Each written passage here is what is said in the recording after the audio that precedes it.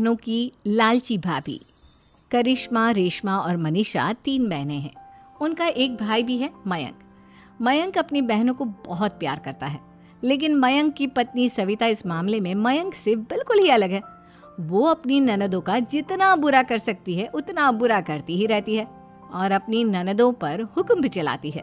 करिश्मा, करिश्मा, तुमने अभी तक नाश्ता नहीं बनाया?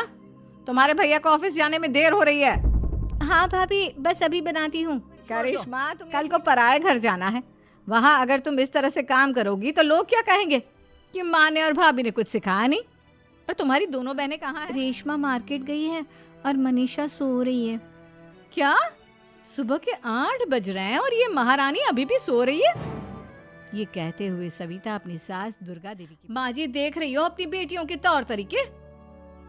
क्या हुआ बहू, सुबह सुबह क्या कर दिया मेरी बेटियों ने?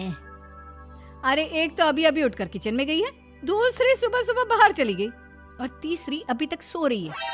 क्या करूं मैं इन तीनों का, मैं तो परेशान हो गई हूँ। जा जाकर उठा उसे और रेशमा से मैं बात करती हूँ। सविता सीधा मनीषा के कमरे में जाती है और उससे कहती है, महारानी जल्दी उठो, सूरज सर पर आ गया है। भाभी थोड़ी देर और सोने दो ना, मैं रात को लेट सोई थी। वो क्या है ना, यूनिट टेस्ट चल रहे हैं। शराफत से उठती है या नहीं, या फिर पानी की भरी नहीं भाभी, मुझे बिस्तर में नहीं नहाना, उठती हूँ मैं। मनीषा जल्दी से उठकर बाथरूम में चली जाती है। सभी आराम से बैठकर नाश्ता कर रहे होते कि तभी रेशमा बाजार से हाथ में सामान लिए आ जाती है। रेशमा को देखते ही सविता उस पर बरस पड़ती है। लो आ गई महारानी, ऐसा भी क्या सामान लाना था जो सुबह आंख मलते ही बाजार की तरफ रवाना हो गई? भाभी, कल आप ही तो चीख रही थी कि घर का सारा सामान मुझे ही लाना पड़ता है, घर में किसी को भी किसी काम से कोई लेना देना नहीं है। अब मैं बाजार जाकर सामान ले आई तो आपको इस बात से भी तकलीफ हो रही है? देख रही हो माँ जी, अपनी बेटी की जुबान कैंची से भी तेज चलती है। और मयंक, आप तो कुछ कहेंगे नहीं अपनी लाडली बहन को। रेशमा, अपनी भाभी से ऐसे बात नहीं करते, चलो माफी मांगो। भैया मैं क्यों माफी मांगू? आप भाभी से बोलिए ना कि हम पर कम हुक्म चलाया करे। हम इस घर की बेटियां हैं और आपकी पत्नी की ननद है, नौकरानी नहीं। लो कर लो बात, इनकी भलाई के लिए कुछ भी बोलो तो इन्हें बुरा लग जाता है। इस घर में यही इज्जत है मेरी। देख लो माँ जी, आपकी बेटी किस लहजे में मुझसे बात कर रही है। सविता वहां से चली जाती है। मयंक को बहुत गुस्सा आता है, वो भी वहां से चला जाता है। फिर करिश्मा रेशमा को समझाती है, रेशमा तुम्हें भाभी से माफी मांग लेनी चाहिए थी ना। लेकिन दीदी मैंने कुछ किया ही नहीं, तो मैं माफी क्यों मांगूं? हाँ रेशमा दीदी जैसे ही घर में आई भाभी ही उन पर चिल्ला रही थी। हाँ मैं मानती हूँ कि गलती भाभी की थी। मैं तो इसलिए बोल रही हूँ कि भाभी ने माँ को तो पूरी तरह अपने वश में कर लिया है। वो हमारी बात सुनती ही नहीं। मयंक भैया हमारे लिए हमेशा खड़े रहते हैं, इसलिए उनकी बात का मान तो तुम्हें रखना चाहिए था ना। कोई फायदा नहीं दीदी, कुछ दिनों की बात और है, भाभी उन्हें भी हमारे खिलाफ भड़का देंगी। फिर वो भी माँ की तरह हमारी किसी बात का विश्वास नहीं करेंगे। इसी तरह सविता अपनी तीनों ननदों को किसी न किसी बात पर परेशान करती रहती थी। एक दिन मयंक अपनी तीनों, क्या रेशमा, ये तुम्हारे लिए हार का सेट, रेशमा तुम्हारे लिए सुंदर सी ड्रेस, और मनीषा तुम्हें किताबें पसंद है ना, तुम्हारे लिए किताबें लाया हूँ। थैंक यू भैया। थैंक यू भैया, थैंक यू भैया। करिश्मा, तुम्हारा नेकलेस कितना सुंदर है, ये भैया कहाँ से ले आए होंगे? मैंने भैया को 3 दिन पहले फोन पर ये डिजाइन दिखाया था और आज भैया ये ले आए। सविता तो अपनी ननदों के गिफ्ट्स देखकर जल गई और करिश्मा का नेकलेस तो उसे भी बहुत पसंद आया था। अपनी बहनों के लिए कितना अच्छा नेकलेस लेकर आए हैं, मुझे कभी कोई गिफ्ट नहीं दिया। मैं आज ही ये हार चुरा लूंगी। रात में सविता करिश्मा और इसी तरह उसे अपनी ननदों की जो भी चीज अच्छी लगती वो उसे मांगती नहीं, बल्कि रात के अंधेरे में चुरा लेती। इसी तरह दिन बीतते गए और सविता ने मयंक के दिल में भी उसकी बहनों के लिए नफरत पैदा कर दी। एक दिन मयंक ने करिश्मा और रेशमा के लिए रिश्ता देखा और ये बात उसने घर में सबको बताई। माँ, करिश्मा और रेशमा के लिए बहुत अच्छा रिश्ता आया है, वो लोग कल इन्हें देखने आ रहे हैं, आप और सविता मिलकर सारी तैयारी कर लेना। ये सुनकर करिश्मा और रेशमा खुश हो जाती हैं, लेकिन सविता सोचती है अगर इन दोनों बहनों की शादी हो गई तो घर और बाहर का काम कौन करेगा? नंबर की कामचोर है, उससे तो किसी बात की उम्मीद लगाना ही बेकार है। मुझे इस शादी को रोकना होगा।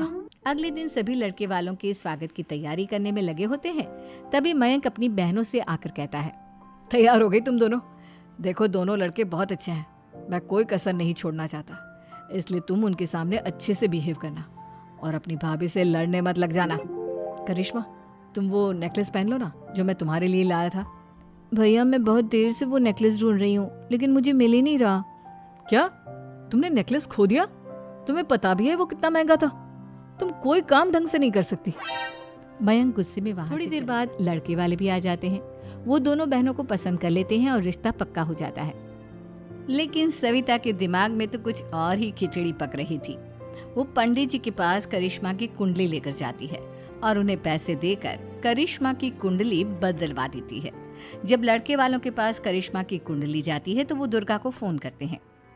बहन जी, हमने करिश्मा की कुंडली अपने पंडित जी को दिखाई थी। आपकी बेटी की कुंडली नहीं बल्कि दोषों का पिटारा है। देखिए, मैं और मेरे पति इन सब बातों में बहुत विश्वास करते हैं, इसलिए हम आपकी बेटी नहीं करा सकते। इस तरह करिश्मा का रिश्ता टूट जाता है और सभी घर वालों को बहुत दुख होता है। अब कविता सोचती है, चलो करिश्मा का तो रिश्ता टूट गया, अब रेशमा का भी रिश्ता तोड़ना है। क्या करूं? अब सविता आवाज बदलकर किसी अननोन नंबर से रेशमा के होने वाले ससुराल में फोन करती है। हेलो, मैं कौन हूँ कौन नहीं ये आपके लिए जानना ज़रूरी नहीं, बस इतना सुन लो कि रेशमा का 2 साल से किसी के साथ अफेयर चल रहा है। बस रेशमा का रिश्ता तोड़वाने के लिए सविता का इतना कहना काफी था। रिश्ता टूट गया। मयंक और दुर्गा देवी ने रेशमा को खूब खरी खोटी सुनाई और उससे बार बार उस लड़के के बारे में पूछने लगी। आप दोनों मुझे क्यों परेशान कर रहे हो? अरे कोई लड़का होगा मेरी लाइफ में तो मैं बताऊंगी ना, जब कोई है ही नहीं तो कहाँ से लाऊं मैं कोई लड़का? तो तेरे होने वाले ससुराल वालों को फोन किसने किया था? माँ मैं नहीं जानती किसने फोन किया था, मैं सच कह रही हूँ। मैं तो पहले ही कह रही थी इसकी लगाम खींच कर रखो, लेकिन मेरी सुनता ही कौन है। आप चुप रहिए भाभी, ये सब आपका ही किया धरा है। अब तीनों बहनों को विश्वास हो जाता है भाभी ही कर रही है। तीनों बहनें अपनी भाभी को सबक सिखाने के लिए एक वकील कर लेती है और घर में हिस्सा मांगना। देखो भैया, माँ बाप की जायदाद में जितना बेटों का हक होता है उतना ही बेटियों का, इसलिए इस घर के 4 हिस्से होंगे और हमें अपना हिस्सा चाहिए। मैंने तुम्हारे लिए क्या क्या नहीं किया और तुम इस घर में हिस्सा मांग रही हो? भैया, आप और माँ हम बहनों की कोई बात नहीं सुनते हो और भाभी हमारी शादी नहीं होने देगी क्योंकि उन्हें लगता है कि आप हमारी शादी में ज्यादा पैसा लगाओगे और उन्हें हम जैसी फ्री की नौकरानी कहाँ मिलेगी। तो हम भाभी के साथ तो रह नहीं सकते, हम बहनों को अपना हिस्सा चाहिए। अरे तुम्हें शर्म आनी चाहिए अपने भाभी पर ऐसा इल्जाम लगाते हुए। वो तुम्हारे बारे में कितना सोचती है। हाँ माँ, भाभी हमारे बारे में बहुत सोचती है, दिन रात बस यही सोचती रहती है कि किस तरह से अपनी तीनों ननदों को परेशान करूं और कभी मुझे पढ़ने भी नहीं देती। दोनों बहनों का रिश्ता भी तो इन्होंने ही तोड़वाया है और रात में हमारे कमरे में आकर हमारी चीजें भी चुराती हैं। इसी तरह सविता की तीनों ननदें अपनी बात पर अड़ी रही। अब कोर्ट में तारीख भी शुरू हो गई। जब सविता को लगा कि उसकी तीनों ननद इतनी आसानी से नहीं मानने वाली, तो उसने अपने पति और सास को सारी सच्चाई बता दी और अपनी तीनों ननद से माफी मांगी। मयंक और दुर्गा को भी अपनी गलती का एहसास हो गया। अब सविता खुद करिश्मा और रेशमा के लिए अच्छा रिश्ता ढूंढती है और उनकी शादी करवाती है। Sorry, it's DJ.